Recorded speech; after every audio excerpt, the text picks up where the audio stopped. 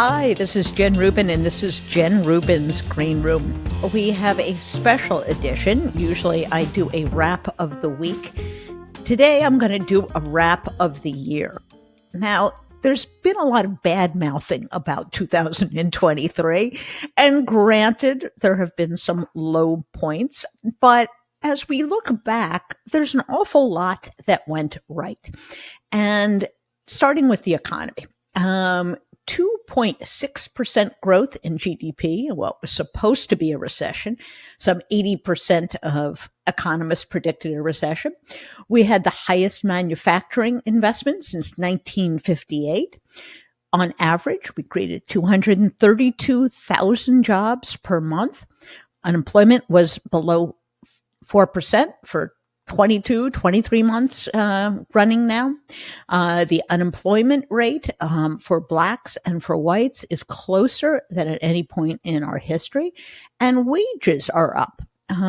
Real wages are up and absolute wages are up, meaning that you're making more and you're making more vis-a-vis your expenses because inflation has been tapering off. We now have 6 months running of under 2% inflation, and wages continue to rise. So all of that makes for a pretty good economic picture. And if, like Donald Trump, you care about the stock market above all, well, we're at an all-time high on the stock market. So the economy is actually recovering. And I think as people feel it, as they see, for example, gas prices, which are lower now than they were at the beginning of the year, that their mood will perhaps change. And we have already seen that with a rise in consumer confidence. So feeling better about the economy, you should, because the economy is in fact better. Now, the year in political review is a different story. We started off the year with Kevin McCarthy as the speaker. If you recall, it took many, many tries to get him there. About 15 rounds, was it? He lasted 9 months, and then they went through a series of people who couldn't be elected, and they finally settled on Mike Johnson. Mike Johnson, of course, is a radical white Christian nationalist who thinks the Bible tells him how to run the United States Congress and in turn the country. And of course, he has accomplished nothing. The House of Representatives is being kept on track by the minority, by the Democrats. We had a near-death experience for the economy with the debt crisis, but of course, the Democrats made sure we didn't default on the debt. And twice after that, Democrats make sure that we kept the government running. The other big thing is what didn't happen, and that is nothing that Biden achieved in the first 2 years in office was repealed, was damaged, was removed by the Republican House. And that's a pretty good accomplishment as well. So thank God for having inept, corrupt members of the House on the other side. And of course, speaking of corrupt, we lost George Santos, who was everyone's favorite punchline. So he is gone, and Kevin McCarthy is gone. We leave the year without Kevin McCarthy in the House. He has left, and what a fall from Speaker to out of the House in a single year. So I think he gets the award for the worst career progression of anybody in public life. Now, we also had some shining bright moments. We had Liz Cheney come out with her tell-all book. Very impressive. We had a rebellion, an ongoing rebellion against Dobbs when the win streak of measures for abortion access is unbroken now. We're up to about 8. And of course, not only did the Wisconsin Supreme Court change from a right wing to a progressive, or frankly, a constitutional majority, but the justice who was elected withstood a attack on really specious grounds that would have removed her by impeachment. And then the Supreme Court ruled that the highly gerrymandered districts on the state level in Wisconsin was unconstitutional. So we went from a right-wing Supreme Court to a threat of impeachment to a democratic redrawing, both a capital D and lowercase d, of the lines in Wisconsin. Quite an improvement, wouldn't you say? So that was also a positive development. Now, I would be remiss if I didn't point out that there are many, many things that we should be very concerned about. The war in Ukraine goes on, and because of the intransigence and the Putin reverence from the Republicans in the House, we are really in danger of cutting them off. The president recently made a transfer of just about $20 million of equipment, a very small amount, frankly, but they need to pass further aid because as we sit here today, we've kind of returned to a stalemate. And Russia, if nothing else, is very good at throwing men and dumb bombs and just wearing Ukraine down year after year after year. And that is of great concern. If Putin succeeds here, we are back to a Cold War in which Russia is threatening the rest of Europe. And that would be a colossal failure of the West and specifically of the Republican Party, which, of course, had the reputation during the Cold War as the one that was tough on the Kremlin, the one that was defensive of American democracy and our allies. And now they're nothing but Putin poodles. So very, very sad.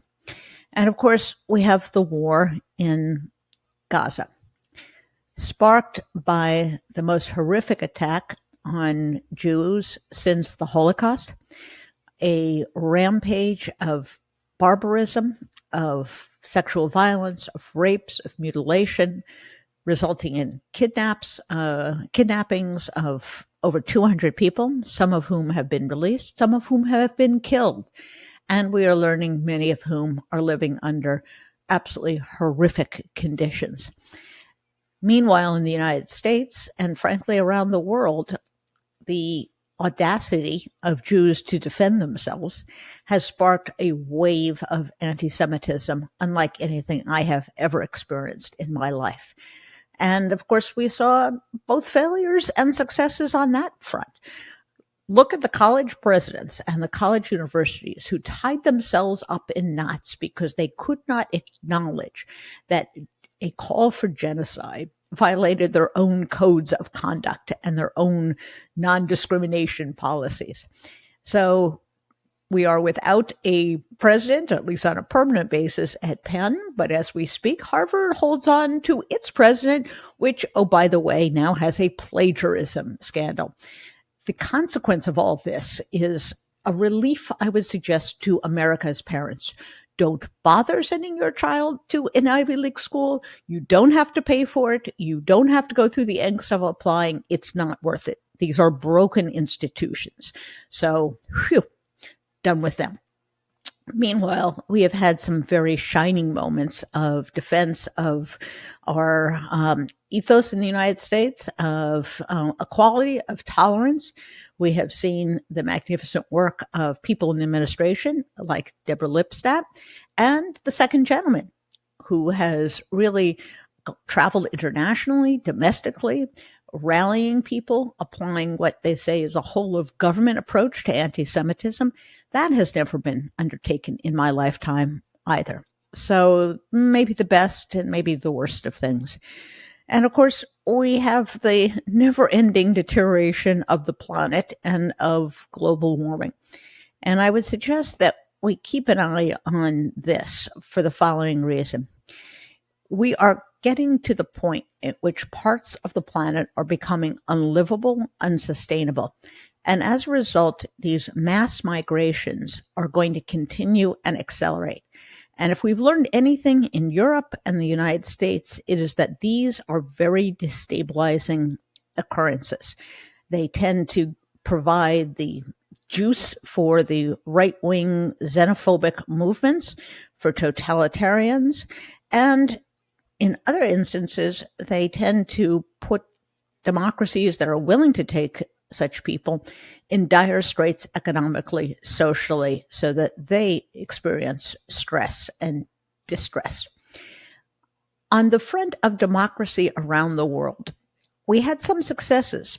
Poland threw out their right-wing government and elected a pro-democracy government, which is now beginning to assert itself and reclaim the various operations of government. But on the downside, we had Viktor Orban, the putative dictator, strongman of Hungary, who was reelected. And that, of course, sets the stage for American politics. And now let's turn to everyone's least favorite human being, Donald Trump. We began the year with considerable doubt as to whether he would be indicted for anything. And we end the year, consider this, he has been indicted on 91 counts in 4 separate cases, 2 of which are almost certain to go to trial in the first half of next year. That would be the DC case and the New York case. We have seen E. Jean Carroll prevail in a civil suit against Donald Trump, win $5 million, and prepare herself in just a couple of weeks for a second trial against Donald Trump, in which she's going to prevail again. We saw Rudy Giuliani have a $148 million verdict against him. And we saw a series of plea bargains for some of Trump's attorneys and close confidants, like Kenneth Chesebro and like Sidney Powell. And those people will remain witnesses and sources of information for the prosecutors in the cases that will unfold. So think about this. We went in January from the fear that Donald Trump would never be held accountable. And here we are in December finding that, yes, we're on the road to criminal convictions in many jurisdictions, plus enormous civil penalties. And that's something to be said for the rule of law. We are actually holding him accountable as we would, any other individual. And of course, we've never had an individual like Donald Trump. Meanwhile, the Republican Party, of course, has in fact lost its mind. Their hope for salvation from Donald Trump is a woman who would not acknowledge that slavery was the cause of the Civil War, and that is Nikki Haley. She knows what was the cause of the Civil War. She just suspects that her party has become so enveloped in white Christian nationalism that they don't like to hear about slavery. Well, that is the Republican Party of today. And again, as we sit here, it seems almost inevitable that Donald Trump will be their nominee. He may be a convicted felon by the time the election rolls around, but I think the chances of Nikki Haley prevailing are very small. Not impossible, but small. Meanwhile, the Democrats have worked themselves into a frenzy. They want someone else. They want someone younger.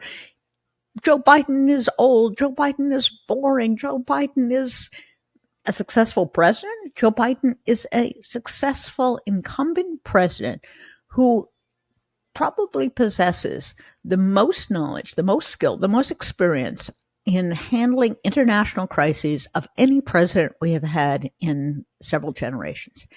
And the notion that there would be some mystical person who, first of all, would not have 100% name ID, second of all, would be unvetted, and third of all, would have no experience in foreign policy, that person would be a better candidate, that's absurd.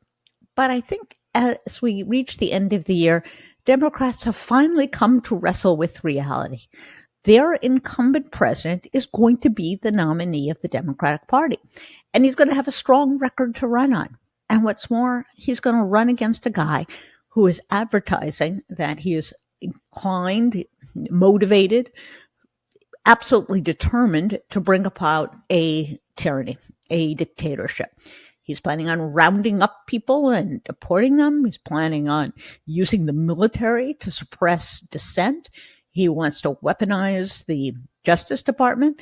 And of course, he wants to remake the entire federal bureaucracy into a bunch of cronies under his thumb, under his control.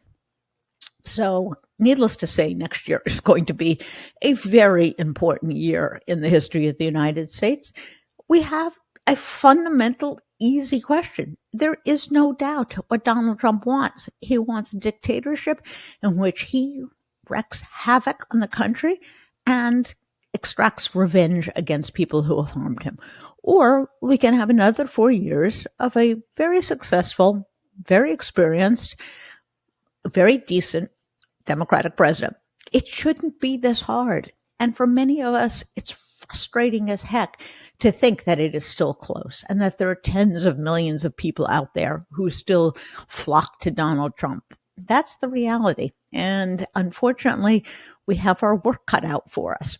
It's not only a matter of persuading the persuadables who are diminishing in size and as a percentage of the electorate, but motivating every single Democrat, every single independent who's inclined to vote for a Democrat to vote for Joe Biden, not to throw their vote away on the no labels candidate or one of the other flaky contenders, but to get out and to vote. You can be angry with him about whatever issue you have, but you cannot deny that he is the only thing that will stand between Donald Trump and another disastrous term. He is the only protection we have against loss of our democracy. So it shouldn't be hard to make the case. It may be hard to motivate people who have checked out. It may be hard to convince, or even impossible to convince, those people who sit in marination of Fox News, and they soak in it, and they get all of their information from that, and they become, frankly, non-thinking, non-participating individuals in the real world. But there are plenty of people who are dedicated to democracy. There are many people who know what is at stake. And it's those people that we have to appeal to. It's those people who we have to turn out to vote again and again and again. So thank you for a wonderful year, all of you who listen, and if you watch as well. And if you like this program, please tell your friends. They can find Jen Rubin's Green Room on Apple Podcasts, Spotify, or wherever they get their podcasts. And remember, next week on Wednesday, we're going to have a Ask Me Anything program. So send your questions into my Threads account. That is Jen Rubin 9 at Threads. Ask questions. They can be political, but it would be more fun if they weren't political. Send them in, and we'll try to get to as many of them as possible. So from my house to yours, happy New Year, and we'll see you in 2024. Bye-bye.